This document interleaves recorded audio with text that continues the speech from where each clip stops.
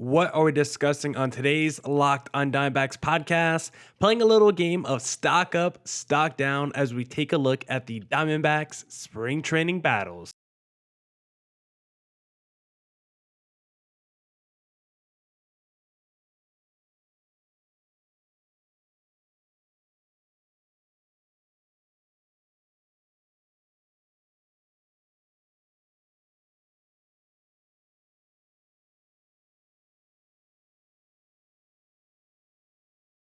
Welcome into the Locked on Diamondbacks podcast, part of the Locked on Podcast Network, your team every day. It's me, Miller Thomas, host of this wonderful podcast.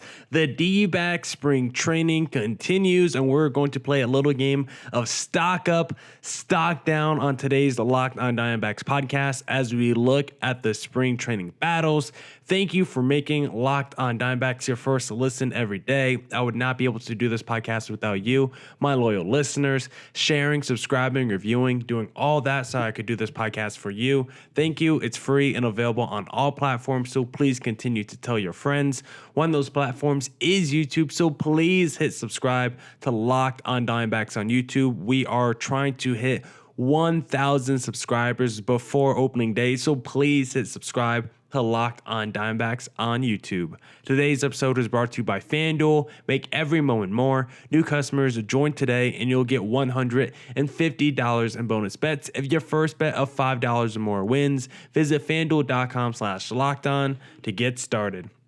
The D-backs this spring training, they've been pretty up and down. They are currently 5-5 this spring training. Sunday, they lost to the Milwaukee Brewers 10-4. And on today's podcast, I just want to go through the spring training battles and talk a little bit, stock up, stock down with each player, how they're doing in their respective competition. So let's do that on today's podcast. We're going to be breaking it down by the battle, also by different categories. Like I have the fifth starter battle written down, but also have a category written down for the newbies, the D-backs, the new players that the D-backs signed this offseason. How are they doing? What's their stock up, stock down so far this spring training? So we're going to go through all of it right now on today's Locked on Diamondbacks podcast, because what inspired me to do this kind of exercise today is I saw that the D-backs reassigned a bunch of players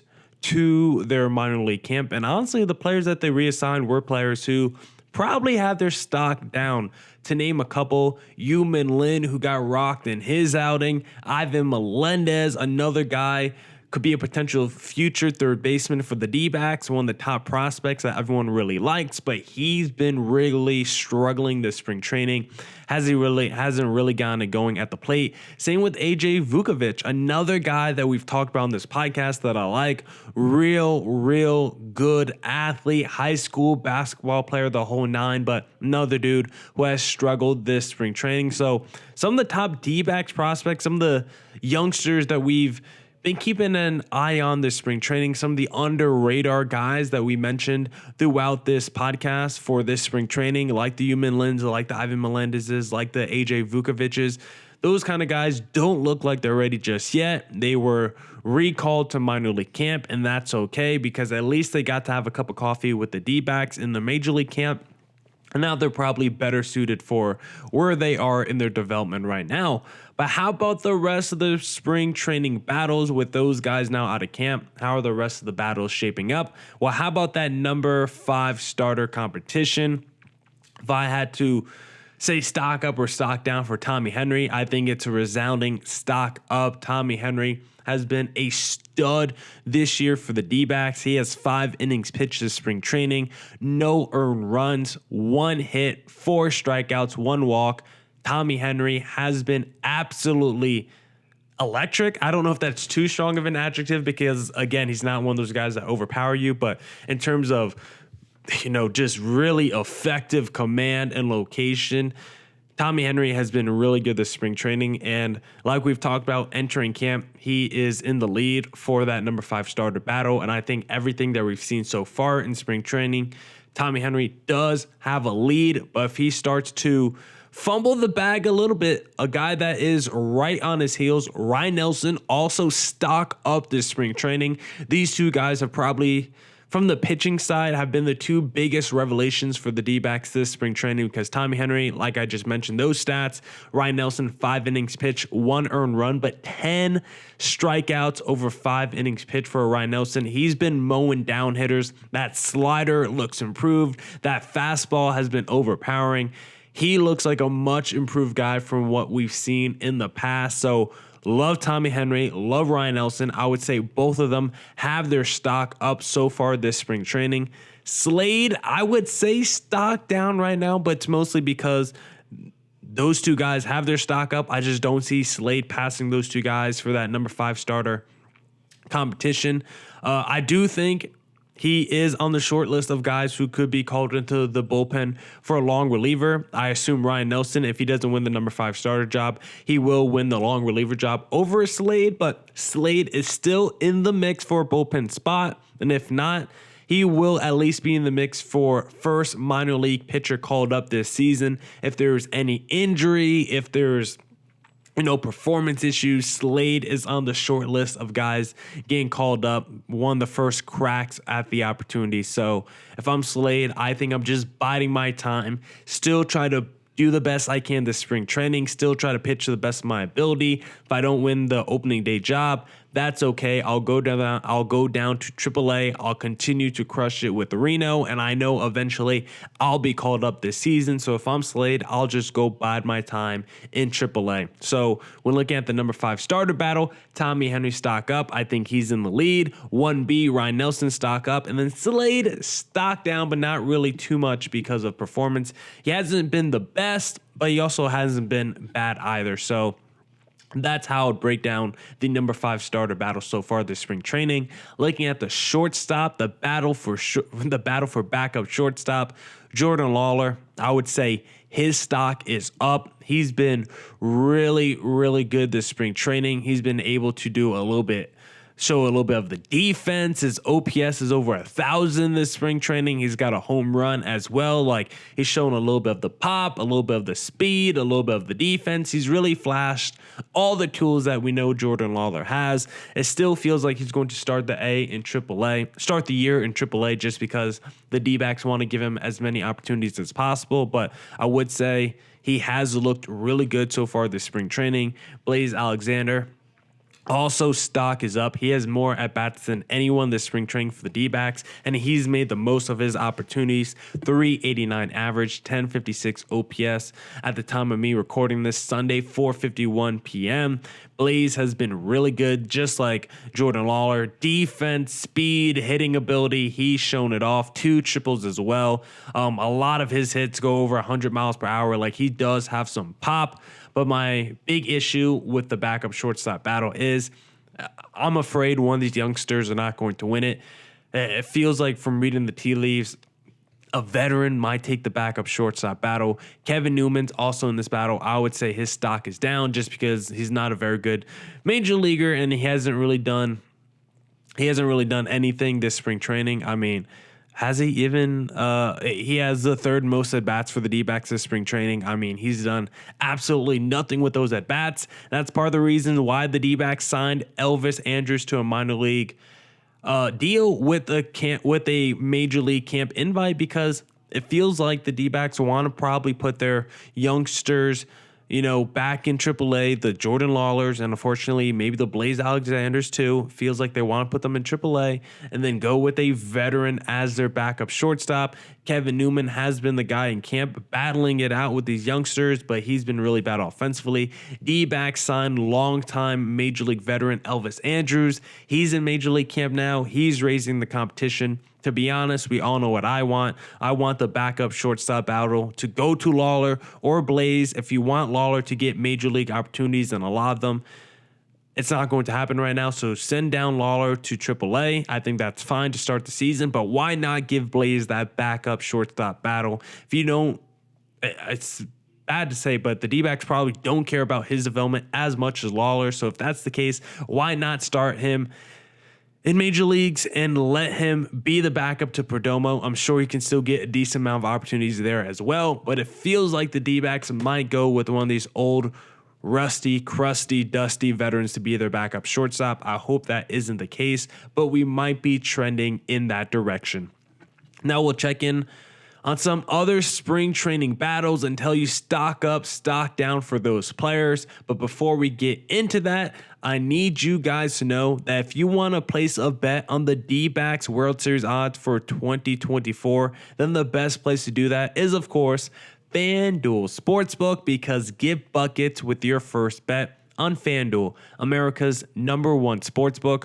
Right now, new customers get $150 in bonus bets with any winning $5 bet. That's $150 if your bet wins. Bet on all your favorite NBA players and teams with quick bets, live same-game parlays, exclusive props, and more. Just visit FanDuel.com/lockedon and shoot your shot. My favorite thing to do is the same-game parlay. Now that baseball's back in full swing, I like to do the D-backs money line. Take Carroll over on total bases. A lot of times his total bases at like 1.5, so I'm smashing the over on that. And then give me that Ketel Marte RBI. That pays out at plus 300. I am a sucker to place that wager.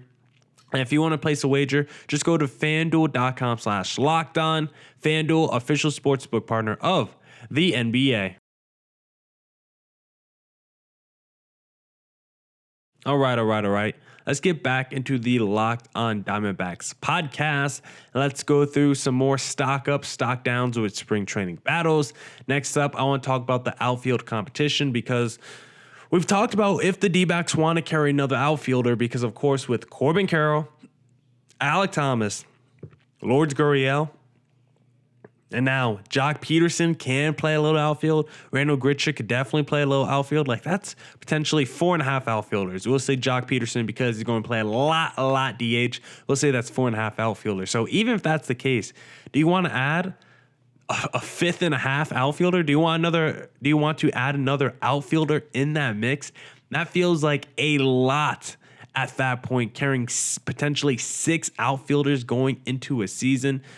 That means you would only have one backup infielder. I don't think the D-backs would want to do that. And when looking at the spring training competition for who that extra outfielder could be, it doesn't look too nice right now, because Jake McCarthy, I would say his stock is stagnant right now.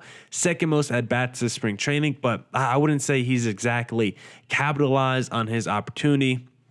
235 average, 631 OPS. He has been playing better more recently over the past week, but even with that being said, Jake McCarthy, I like him a lot. I love what he did back in the 2021 season, but he just has not done enough this spring training to separate himself from the idea of only having one backup infielder. I think Jake McCarthy would have had to really play, out of his mind this spring training to convince the D-backs that depth in the infield is not important. So because of that, unfortunately, Jake McCarthy, I just don't think the D-backs are going to carry 6 outfielders potentially going to the season. Same with Christian Robinson. I would say his stock is down. Part of the reason is I just don't think he's gotten a ton of opportunity recently. He still has an 856 OPS this spring training, still has a home run. I still want to see Christian Robinson get a crack at the major leagues at some point this season. Please, D-backs, just give Christian Robinson one chance, one opportunity. I pray we get to see Christian Robinson with all the tools that he has, the dynamic speed and power output. I still think he's a tantalizing talent. One of my favorite adjectives to say to describe Christian Robinson. So eventually, I hope he gets called up to the major league level this season, but it does not seem like Christian Robinson will be there opening day. Same with Jorge Perosa. Perosa just hasn't done a lot either this spring training. He is someone that I think a lot of D-backs fans were rooting for entering this spring training as potentially the 4th D-backs outfielder. But after signing Randall Grichuk, I think there are just too many cooks in the D-backs outfield right now. Perosa also just like the McCarthys and some of the other guys in their spring training competitions, he just hasn't done enough to separate himself from the pack. His numbers are pretty down, below 500 OPS this spring training. Barossa, I think, still needs a little bit more time to develop, but if he goes down to Reno to start the season and he plays pretty well, like I do think Barossa, even over Christian Robinson, I feel like he would get the call up over Christian Robinson right now.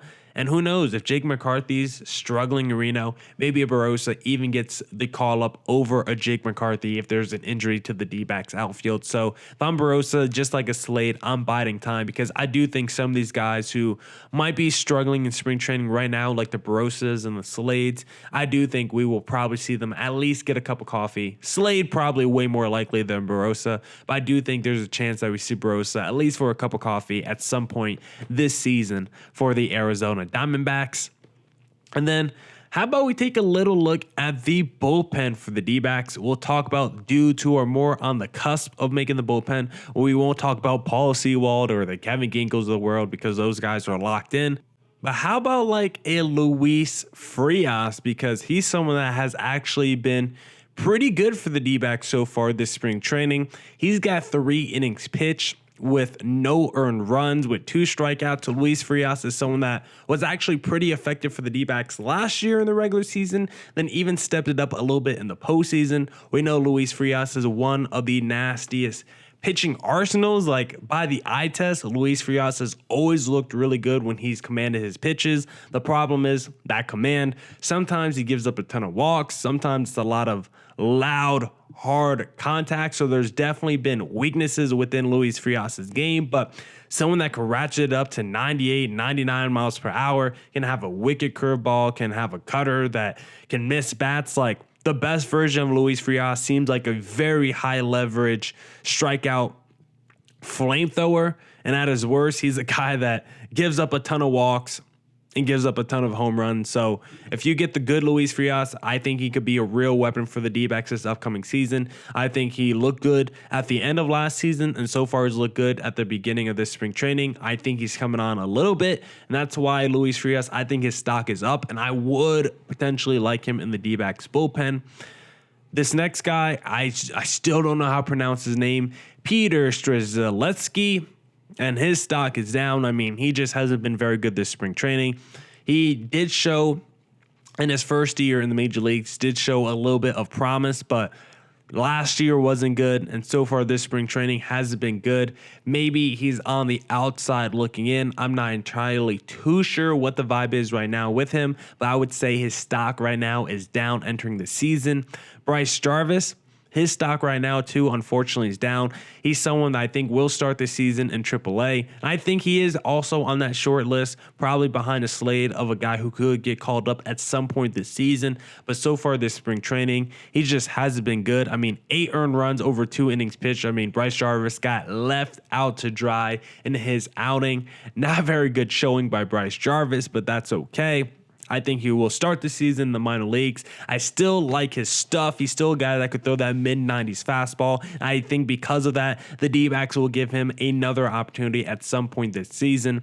Then the final guy that I want to talk about in segment number 2 before we move on to segment number 3, because I won't be able to get through all the bullpen guys right now. But the final guy I want to touch on is a Kyle Nelson, who is battling with an Andrew Southrank to be another lefty out the pen. And right now for Kyle Nelson, I would say his stock is stagnant. He hasn't had a ton of opportunities so far this spring training. And in his small opportunity, I wouldn't say he's been exactly great. He's given up, I think, like 1 earned run, but he's only had like 2.2 innings pitched. Like, it's just been a very small sample size so far for Kyle Nelson. I wouldn't say he's looked great so far. He's got a couple of hit by pitches already. He only has 1 strikeout. He's got the 1 earned run. He's allowed a home run. That's how he allowed the earned run, was via the home run. So Kyle Nelson so far, small sample size. I don't think he's looked great in that small sample size. So right now, I would say his stock is stagnant. But a couple more bad outings, and his stock would definitely be trending in the wrong direction. Now, there's a couple more bullpen guys that I want to touch on. But I first need to tell you guys about the best place to buy last minute tickets, because if you don't use Game Time for tickets, then I just don't know what you're doing, because Game Time is the only ticketing app that gives you complete peace of mind with your purchase. See the view from your seat before you buy so you know exactly what to expect when you arrive. All in prices show your total upfront, so you know you're getting a great deal before you buy. Buy tickets in seconds with 2 taps. Game Time has deals on tickets right up to the start of the event. Find exclusive flash deals and sponsor deals on tickets for football, basketball, baseball, comedy, concerts, comedy, theater, and more. Had a brain fart just now. With zone deals, you pick the section and Game Time picks the seats for big time savings. And Game Time guarantee means you always get the best price. Take the guesswork out of buying tickets with Game Time. Download the Game Time app, create an account, and use code LOCKEDON for $20 off your first purchase. Terms apply. Again, create an account and redeem code LOCKEDON for $20 off. Download Game Time today. Last minute tickets, lowest price, guaranteed.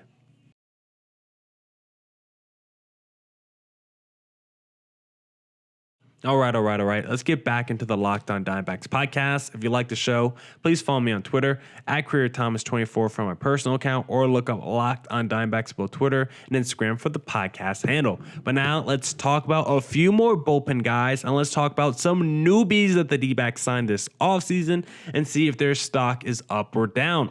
How about a little Andrew Saalfrank action here? I think Saalfrank, I would say his stock is up, but I would say it's only slightly. He's given up an earned run over 3 innings pitched. Again, just small sample size, 4 strikeouts. I think he's been slightly better than Kyle Nelson so far this spring training, and I would say he has the lead over Kyle Nelson right now. I still think Kyle Nelson has minor league options, so if he needs to start the year in Reno, he could. I think Saalfrank, with how he ended the season last year versus Kyle Nelson, because Saalfrank got called up and was immediately good. Kyle Nelson did struggle a little bit in the second half last year. So I think Saalfrank has the inside edge. If the D-backs only want to go with 2 lefty relievers, I think Saalfrank has the inside edge on Kyle Nelson right now.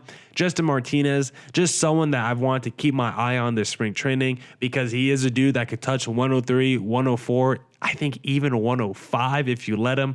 But he just hasn't been good so far. He has always struggled to command that fastball.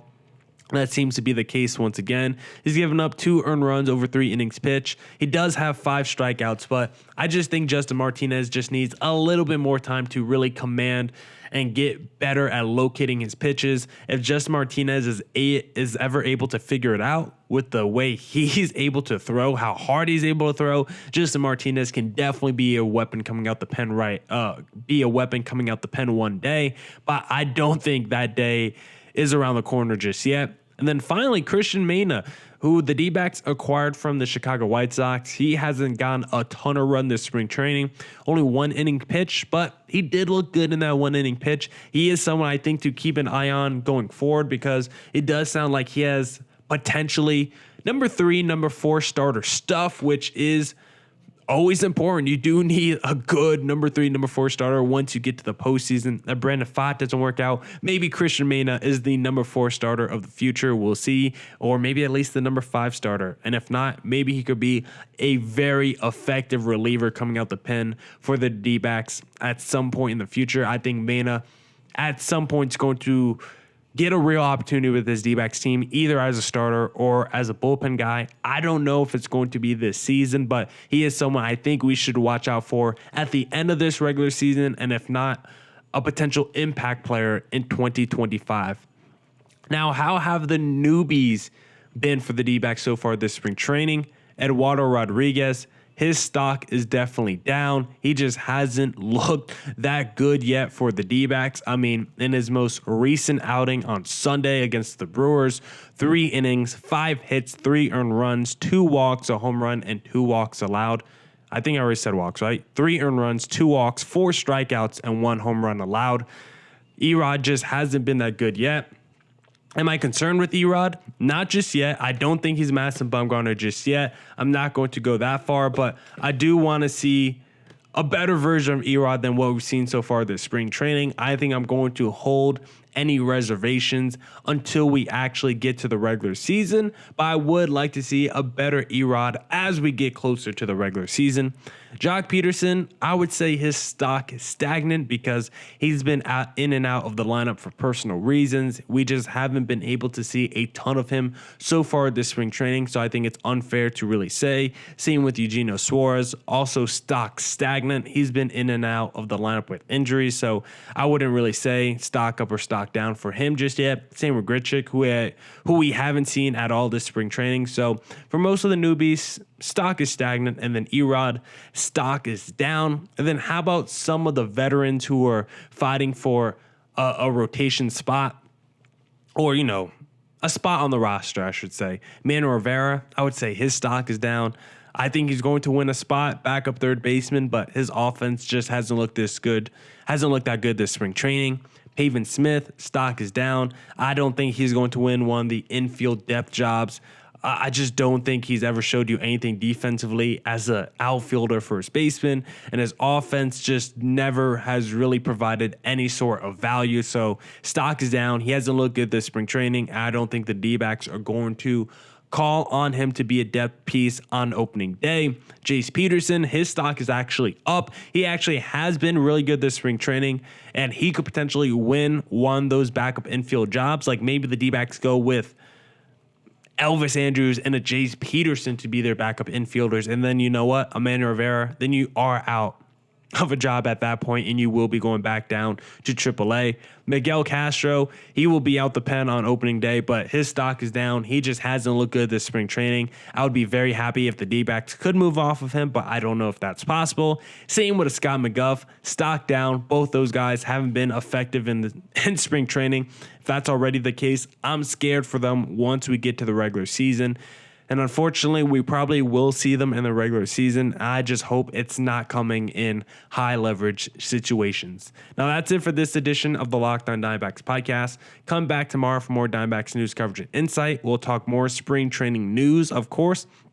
And as always, stay safe, stay healthy. Doses.